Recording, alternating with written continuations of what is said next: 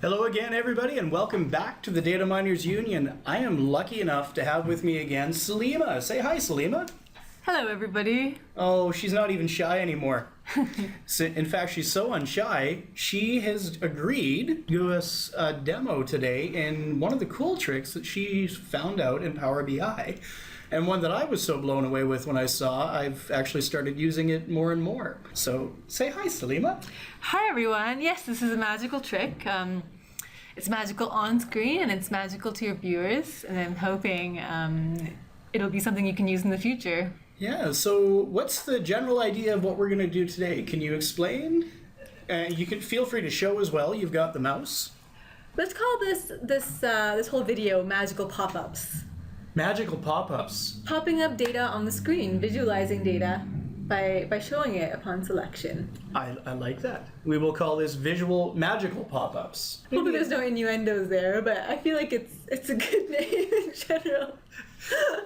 You know, I think I'm typically more knowledgeable of innuendos that are used, and I don't think that one, until you suggested it, could be one. I didn't have it. Maybe magical data displays. Or, yeah, magical data pop-ups. No, I'm definitely going to stick with magical pop-ups now. So the whole goal of today's video that you're going to be doing for us is showing us how, if we have noisy graphs and we don't always want them to be shown to all the users, yes, how to make them hide themselves until we've filtered down to a level that we would like them to be able to show, so that they're not as noisy, but they show the pertinent information filtered down. Right, because you generally don't want to have a visualization that compares data that can't be compared. You usually want to filter down to data that's worth visualizing. Yeah. And you don't want more than one graph on the screen at the same time. And this is a use case that you've used for this as well, where you've got multiple different types of graphs that are laid on top of each other. Right. And in one situation, you might have numbers, and so you want to see a line chart. And in another filter situation, you may have categories. So you might want to see a pie chart. Right. And it's a way of using the same drawing space on Power BI and flipping between which chart is shown by selecting.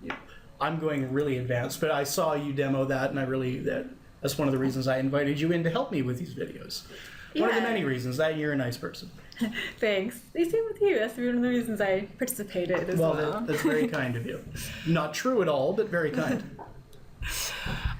So this is our data set here, and I've already pulled it up on the screen. This is just a sample data set. Multiple values, about 4 different regions. A number of different, I don't even know what that variable is, to be honest. I think it's a regional sequence. I don't know. Anyways, we can just neglect that entirely. Actually, maybe let's just take it up on the screen because it's confusing people. And then we have a VP, which is a bunch of names. Too many to plot on one graph. It would only make sense if you plotted it, for example, by region. All right. So yeah, let's see what a graph would look like that would be noisy. Okay. So let's pull up one of this. A beautiful pie graph, and we have VP. Let's put it into the values. Oops. VP with the values. Oops. Okay. And you also need to put it in the legend. In the legend. There we go. Okay. So it's pretty populated. You can't even read the names on there. That's how many names there are. Yeah, it's very colorful, but it doesn't really provide value with this many options being displayed. No. In fact, it's noisy and ugly, and you don't want it to be able to show up unless you're selecting down to something, right? Exactly. So let's say we wanted to select down by a region. So what if we had a filter here that was just basically a slicer of the regions? So now that the slicer is here, we can indeed slice down. Okay, let's take this one off because you haven't shown. I'll blur that out. Nobody will see it. Mistakes and flubs, edit it away. Okay. So we have a slicer here that shows the number of regions, and upon selection, our graph filters down to the names in each of these regions. And it's a much less busy and more readable graph when you're filtered down to a region. Right. Yeah. But, I only want to see this graph when a region is selected. And if I'm not selecting any regions, I don't want to see this big messy pie chart. It just confuses me. You just want a white space there instead of anything at all. Exactly. I just want a white space. So how do I go about doing that? Yes, how do we go about doing that? Any suggestions, Colin? What would be your thoughts? No, I'm the usually? student here. You have to teach me. Okay, but before you ever heard of this, have you ever come across this problem before? Did you? Before you showed it to me, honestly, it's not something I even thought was possible. And once you showed it to me, I was blown away with how easy it was. So I never considered the function until I saw it, and now I can see it everywhere that I'd like to use it. Exactly. So, no, being the uncurious sort before knowing it was possible, I didn't really dive into figuring out how. Okay, so hopefully this will add a new dimension to your work out there as it's opening up the possibilities of design on Power BI. Yeah, especially if you have charts, graphs, or others that can be too noisy when your data sets are large and unfiltered, but start to become meaningful when you filter down to a set. So. Right. Or if you have multiple graphs on your screen and you really just only want to show one at a time. That's another option. One at a time in different scenarios, but in the same pane space, in the same panel space. Right, or even in different panel space. Like let's say you had two separate graphs entirely, and you want this graph to be completely blank when this graph is activated. Yeah. Another scenario that you might want to use this in. All right, so we've done enough teasing. How did you do it? How did you do it? Okay, I'll tell you the secret. So, I won't tell anyone, don't worry, just tell me. Okay. I'll hold that promise accountable. So let's go up to the modeling tab over here, and let's create a new measure in DAX. So the measure, what should we call this measure, Colin? Salimah's magical number? Okay, sounds magic. Okay, and what you want to do here is, first of all, create an if statement, because we are utilizing a page level or a visual level filter at the moment. So bracket. Then you want to take advantage of has one filter. So what is has one filter? Has one filter basically means you have one filter. Oh, so you can point it at a particular data column on a data table, and this will return true or false if you have one filter on that column. Exactly. It turns it into a binary. Okay. It turns the filter into a binary. Excellent. So that way you get state awareness if a filter is applied somewhere or not. Exactly. That's really handy. Exactly. So has one filter is magical indeed. So let's select a specific column. Let's select sheet one region. So this is the region column on our table here.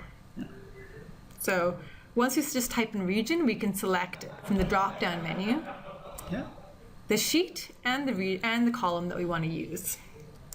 Close your bracket, and then you want to put a couple of binary values. So 0, we can pick any numbers that we want, but let's use 0 and 1 because those are traditional binaries. 0 is false, 1 is true, but Okay. yeah. Oops. We don't want that. Actually, sorry. It's true first, and then True, false, yeah. true, and then it's false. There we go. All right, so has one filter will return a false if a filter isn't applied, and return a true if a filter is applied. Right. And by wrapping it in this if statement, and we'll show you later why we're doing this, you're going to return a binary numeric result, where there's a 1 if it's true, filter engaged 1, Exactly. filter not engaged, return 0. Exactly. Okay. Enter. So now we want to apply this filter to our selected graph. And this can be for any of the graphs or visuals that you've got. Exactly, yeah. So let's select this one here, and we're going to drag Sal's Magic into a visual level filter. So you can use a number of different filters on one graph. You know, you can filter your VP, you can filter, and you can use multiple ones at the same time. Yeah, and these are the filters when you're selected on the visual that apply just to that visual, so you can stack other things on there. Exactly. Yeah. So we're going to make this Sal's Magic filter equal to 1. So this basically means that this graph will only show up when a region is selected from the slicer that we added to our table. I'm excited. Hit apply. I want to see what happens. Enter. It's gone. It disappeared. It How disappeared. do you make it come back, Sal? You select a region. And look at that. It pops up. And it only pops up when a region is selected. And it cycles through and gives you that much reduced, less noisy, less cluttered view of the visual. And when you wipe out your filter, it disappears. So it still keeps it nice, clean, and white. Exactly. But you know, this only works for slicers. So we have a table here, and what if we wanted to select a region from this table? It doesn't really work. It doesn't apply. It doesn't apply. But if we, I mean, it could highlight. So for example, we've used this region to basically filter our graph. Okay. And then we can use the table to highlight. So we've just selected Angelita, and her name has been highlighted on our graph. Oh, okay, that's really neat. So the has one filter value, or the has one filter DAX statement, Right. only responds to slicers. I just lost the word. Exactly. A slicer is a type of filter. Yeah. And that's why it works. A table in itself, it highlights values, but it won't actually filter. So it doesn't hand that along as a selected value. No, exactly. Okay. Well, that is really neat. Yeah. So yeah, it's a neat little cross relationship where you can use one to show a graph and use the other one to sub-highlight into that graph. Exactly. And you can apply this, like we picked the graph over here, the donut chart, but you could apply this to multi-row cards. You can apply this to bar charts. Now, what if you've already set up the graph and you switch the graph? Does that graph level filter, visual level filter come along for the ride? So this one It does. This is a multi-row card, but this doesn't always work. Okay. So in this case, so this is our multi-row card, but this doesn't always work. So let's just choose a regular card. Okay.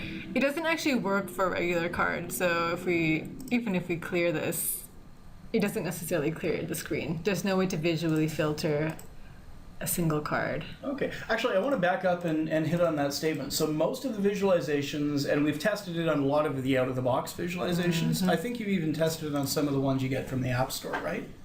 Yeah, I did, and it generally works for all of Generally them. works for most of the visualizations that come from the App Store, and certainly any that are out of the box. So the cool trick that you're using has one filter for hiding a graph when it's too noisy or you don't want to display it. Works in 90% of the cases. But you found one or two cases where it doesn't work. It doesn't hand it along. Right. Not all visualizations have a visual level filter. Or at least they do. In the card section here, it looks like it, but it doesn't respond. It's unresponsive. But actually, it doesn't work for any of these filters for the card section. So right now we are in the card, we have selected a card from the visualization pan, but we can't actually use the visual level filter. Which is odd. Microsoft, if this is intentional, maybe you shouldn't show the visual level filter field in the card for the options. Down with Microsoft. No, we love Microsoft. That's their problem. How dare you say it? I prefer to think of this as a hidden feature. I don't know. Yeah, this one does seem to be an inconsistency where the card level visual doesn't respond to visual level filter, respect visual level filters. All other visuals do, though. Yeah. That's okay. I mean, you can just use a multi-row card and get the same purpose out of it. Oh yeah, there's always workarounds, but I just thought that was a rather neat exception that you'd shown. Yeah. Okay, so I mean that's about it. Our next program we will show you how to filter titles. Oh, we were already planning ahead to the next guest appearance, are we? So our titles can only be filtered. I like your confidence in this. This is good. Not only have we done one show, but you've already agreed basically to come back and do another one. I mean, why not? If there's a high number of likes for this, we may have to dedicate a day of release just for Salimah Saturdays or something along those lines. Yep. Magical Mondays, but that's already taken. M is for Mondays, although I haven't been consistent in posting on Mondays, but the hope was there. At least once in a while I do it on Mondays. Yeah. Well, thank you, Salimah, for showing this trick. Yeah. So thank you again, everybody, for joining us at the Data Miners Union I'm still counting the number of videos as less than 10, but I'm having so much fun with this. And Salimah, you're going to come back, right? I'm definitely going to come back. I'm going to take over. Oh, well. I'm just kidding, actually. That's okay. I'm just going to make comments on the side. I think I prefer that role. I think we're decades away from making ad revenue on this anyways. But I'm going to put it on recording. If I ever make ad revenue, I'm going to split the income with you. You can have the 20 cents I make too. I hope everything was clear, and hopefully this is useful for you in the future. Yeah. So thanks again for joining us, and take care. We'll see you guys, I want to say next week, But I haven't really been very consistent lately. So we'll see you when we see you. Take So care. long. Bye.